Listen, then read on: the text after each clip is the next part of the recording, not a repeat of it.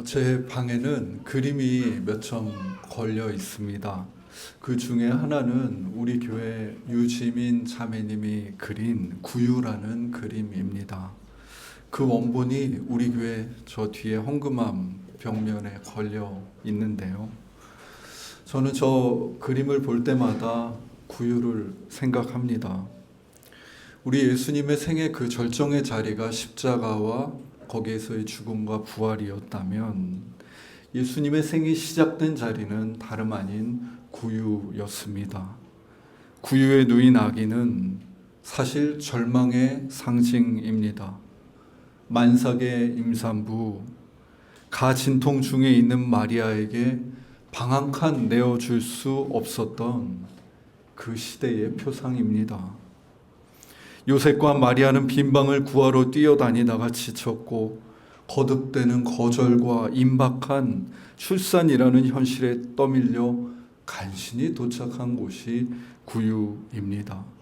그곳은 무기력과 한탄, 무엇보다 천사의 수태 고지를 받고 잉태한 아기가 태어나는 그 시점에 방 한 칸도 주지 않으시는 하나님에 대한 원망, 그러한 감정들로 점철될 수 있는 공간이었습니다. 그런데 구유에 아기가 누입니다. 그 아기가 발산하는 생명력이 점차 부모의 마음을 채우더니 고뇌와 그 마음의 흔들림까지 모두 뒤덮어 버립니다. 마리아와 요셉은 구유에서 아기를 품에 안고 경의에 찬 얼굴을 하고 있습니다. 하나님은 들판에서 양을 치던 목자들을 구유로 보내십니다. 목자들이 와서 마리아에게 말을 더합니다. 강보에 쌓여 구유에 누인 아기가 그리스도라고 천사들이 내게 말했습니다. 하여 마리아와 요셉은 이 구유를 전혀 새로운 눈길로 바라보게 됩니다. 그곳은 하나님이 그들을 외면한 절망의 공간이 아니라 그곳은 하나님이 저 아기를 통해 생명력을 넘쳐나게 하신 곳이며 하나님께 영광이 되는 곳, 그리고 땅에는 평화가 가득하게 넘치게 하는 공간이었습니다. 그래서 저도 제 방에 걸려있는 저 구유 그림을 보면서 절망을 생각하지 않습니다. 그림을 보면서 빈 구유 위에 내리는 창 너머의 빗살의 따스함을 느끼고 저 공간에 분명히 가득했을 생명, 영광, 평화를 생각합니다. 여러분, 이것이 기독교입니다. 기독교는 다른 것이 아니라 구유를 복되다고 말합니다. 절망의 공간이 아니라 그 구유가 희망의 공간이라고 합니다. 왜입니까? 우리 예수님이 거기에 계시기 때문입니다. 우리의 1차적 인식은 그저 눈에 보이고 우리의 경험되는 환경에 맞추어지기 마련입니다. 더 좋은 환경을 우러러보고 거기에서 살고자 우리는 애쓰며 있습니다. 그러나 기독교는 말합니다. 우리가 초점을 맞추어야 할 것은 더 좋은 환경이냐, 나쁜 환경이냐가 아니라 그곳이 구유냐, 왕궁이냐도 아니라 그리스도가 거기에 계시는가라고 말입니다. 기독교는 하나님을 기억하지 못한 채 창고에 가득 곡식만 쌓아놓은 사람을 보며 그 부자를 어리석다고 말하고, 기독교는 절망스럽게도 구유에서 아기를 낳은 그 가난하고 절망적인 마리아를 복되다고 말합니다. 이렇게 예수님은 우리의 오래된 인식을 새롭게 거듭 건져 올리십니다. 누가복음 6장 평지에 사람들이 모여 있습니다. 본문은 그 평지의 구성원이 병든 자들, 귀신 들린 자들, 그리고 제자들이었다고 말합니다. 이스라엘의 지도를 책상에 이렇게 펼쳐놓고 높이서 바라본다고 생각을 해봅니다. 중산층 이상으로 보편적인 사회적 범주 안에 있는 사람들을 초록색 점으로 표시하고, 사회에서 멸시당할 수밖에 없는 귀신 들린 사람들과 그의 가족, 병든 자와 그의 가족들은 붉은색 점으로 표시해 보는 것입니다. 그러면 지금 그 지도에 예수님이 서 계신 그 평지에는 빨간 점들이 우르르 모여 있을 것이며, 갈릴리 도시나 예루살렘 도시와 성전에는 초록색 점들이 우르르 찍혀 있을 것입니다. 빨간 점들이 우르르 몰려 있는, 예수님이 모여 있는 저 평지는 세상의 불행이란 불행은 모두 모아놓은 땅, 사람들의 멸시와 저주를 한데 모아놓은 공간, 세상의 가장 낮은 곳, 하나님이 과연 살아계신가 질문을 거듭하다가 지쳐서 영혼까지 잠식된 이들이 있는 곳입니다. 그러나 누가복음 6장의 평지는 그들이 모두 그들을 억누르고 그들을 압제하던 질병으로부터 해방되고 귀신으로부터도 해방되어 원희의 존재로 회복되는 근원의 공간이 되었다고 말합니다. 그곳은 불행이 가득한 곳이 아니라 그곳에 계신 예수 그리스도로 인해서 하나님의 구원하심이 이 땅에 미리 성취되고 우리로서는 상상할 수 없는 하나님의 나라가 현현하는 공간이 됩니다. 마치 구유에 하나님의 영광이 가득히 담기고 드러났듯이 그 평지에서 사람들은 이전의 세상에서 느껴보지 못한 눈길을 느끼고 이전에 가져보지 못한 전망을 새롭게 가지게 됩니다. 예수님이 말씀하십니다. 가난한 자가 복이 있다. 부유한 자에게는 화가 있다. 우는 자에게 복이 있고 웃는 자에게 화가 있다. 줄인 자에게 복이 있고 배부른 자에게 화가 있다. 모욕받는 자는 복이 있고 칭찬받는 자는 화가 있다. 예수님의 이 말씀들 안에서 그들이 오랜 시간 이 세상 안에서 학습한 시대의 논리는 전복되고 맙니다. 구유가 복된 공간이 되었고 불행한 인간들이 모인 평지가 생명이 넘치는 근원의 공간이 되었듯 예수님은 이 시대가 그토록 멸시하고 싫어하고 하여 가난과 울음과 주림 속에 있는 그들을 향해서 복되다는 말씀을 하십니다.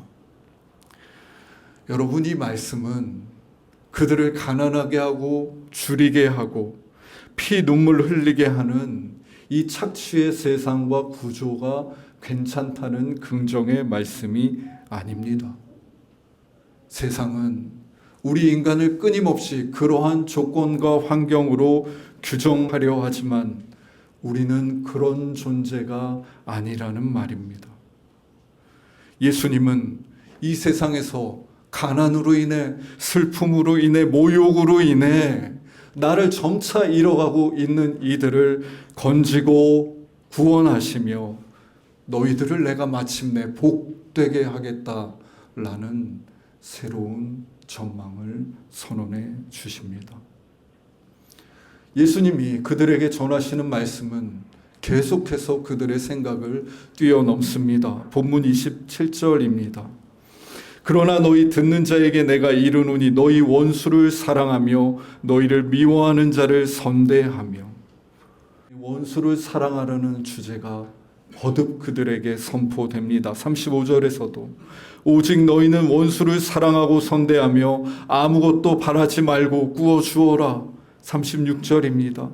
너희 아버지의 자비로우신 같이 너희도 자비로운 자가 되라.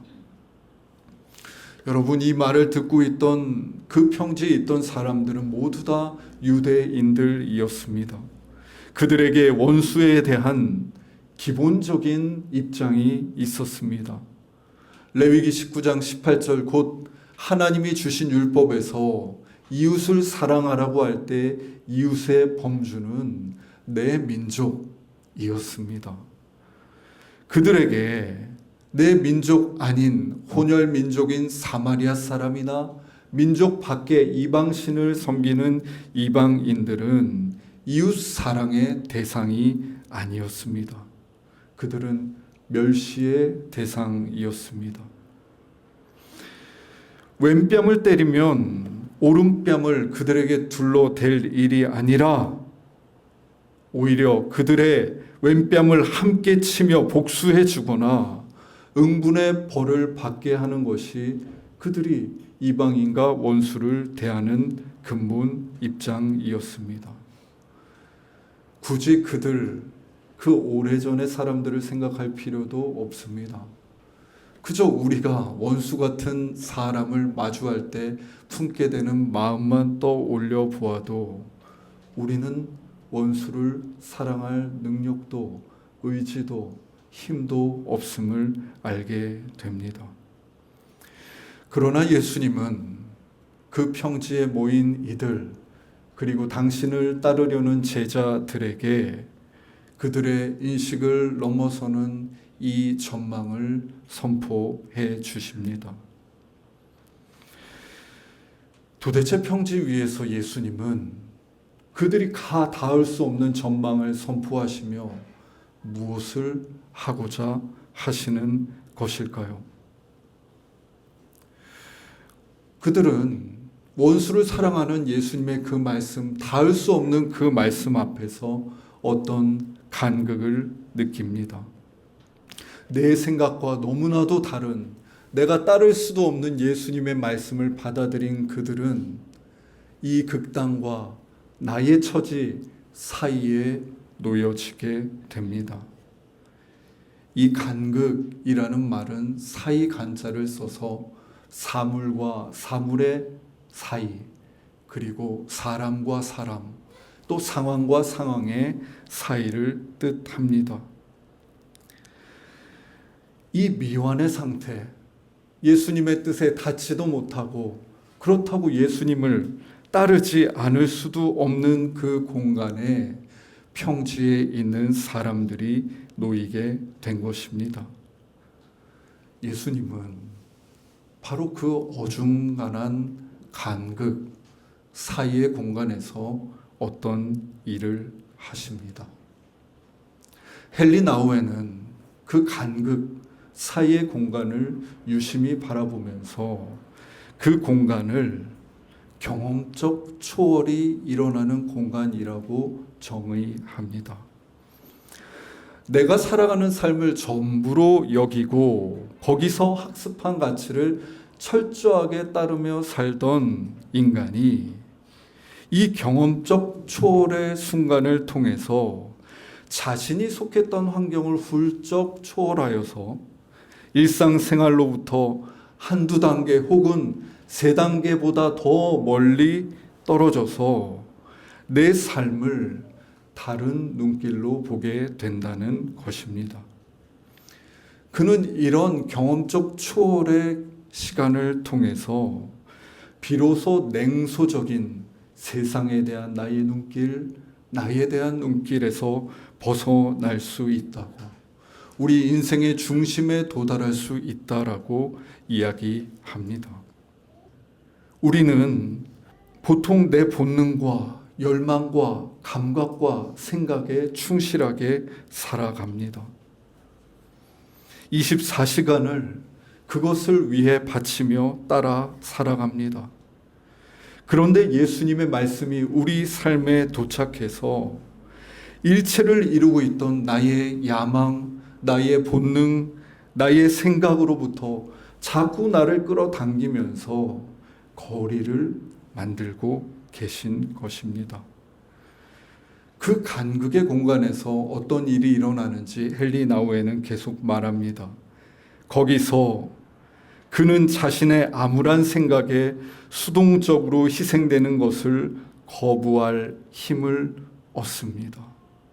거기서 그는 인과관계의 사악한 사슬에 묶여있는 고립된 인간이 아니라 자신이 당면한 어려움의 벽을 뛰어넘을 수 있는 힘을 얻습니다. 거기서 그는 자신의 관심사를 넘어 멀리까지 도달할 수 있는 인간이 되는 것입니다. 저 간극의 공간에서 우리의 머리와 삶과 생각을 지배하던 암울한 생각을 거부하는 힘을 얻게 된다고 말합니다. 그 간극의 공간에서 인과관계가 전부라고 여겼던 내 오래된 사고의 틀을 벗어나게 되며 내가 당면한 어려움으로 인해 비좁아진 내 눈길을 넘어서 멀리를 바라보게 된다고 이야기합니다.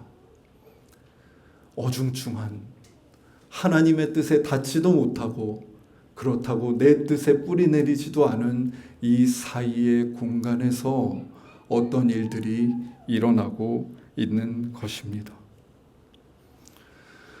오늘 우리가 읽은 구약 본문에서 우리는 이집트의 총리가 된 요셉의 모습을 목도합니다. 그 요셉의 원수는 다름 아닌 가족, 형들이었습니다. 배다른 어머니의 형들은 자신을 향한 질투로 요셉을 17살 때 애굽에 팔아버렸고 그렇게 무도한 행위를 서슴없이 한 이들이었습니다. 여러분, 요셉이 아버지와 가족을 잃고 이집트에서 정처 없는 삶을 사는 동안 그 마음이 무엇으로 가득 차 있었겠습니까?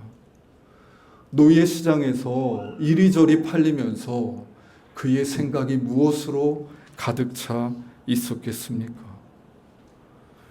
분노가 얼마나 그의 마음을 날카롭게 하며 복수심이 얼마나 그를 칼이 되게 했겠습니까?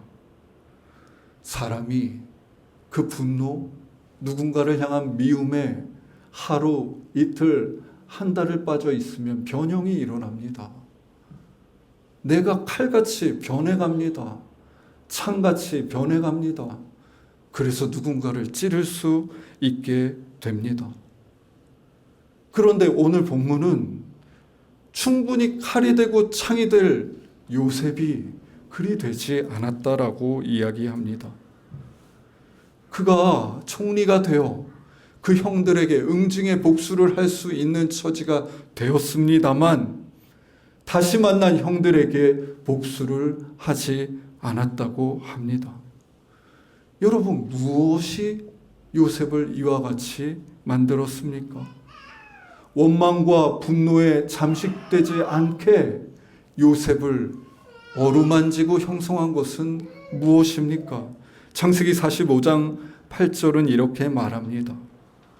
그런즉 나를 이리로 보낸 이는 당신들이 아니요 하나님이시라. 요셉은 형들이 자기를 팔아서 도착하게 된 이집트, 그곳에서 보낸 생애 시절들을 가리켜 형들의 악함으로 인함이 아니라 하나님의 섭리로 인함이라는 전혀 다른 해석을 합니다.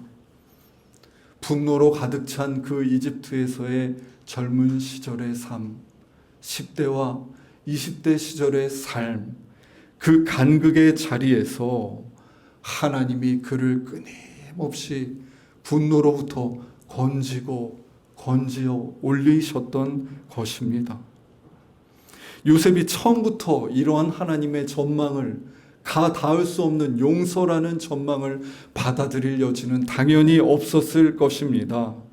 그러나 20년이라는 긴 시간 동안 끊임없이 내 분노를 다시 하나님께 맡겨드리고 그분이 주시는 마음으로 내 마음을 채워가는 여정이 반복되는 동안 하나님은 요셉의 마음에 칼이 아니라 그가 닿을 수 없었던 형들을 향한 넉넉한 용서의 마음을 주셨던 것입니다.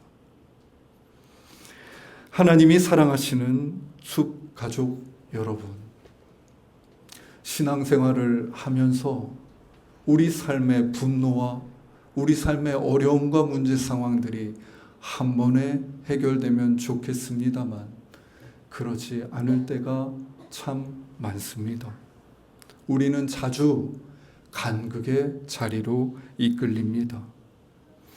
우리가 믿는 예수님의 말씀과 그분의 전망이 나의 기존의 경험과 생각에서 한두 걸음 물러나 거리를 유지하게 하는 그 간극의 자리로 이끌립니다.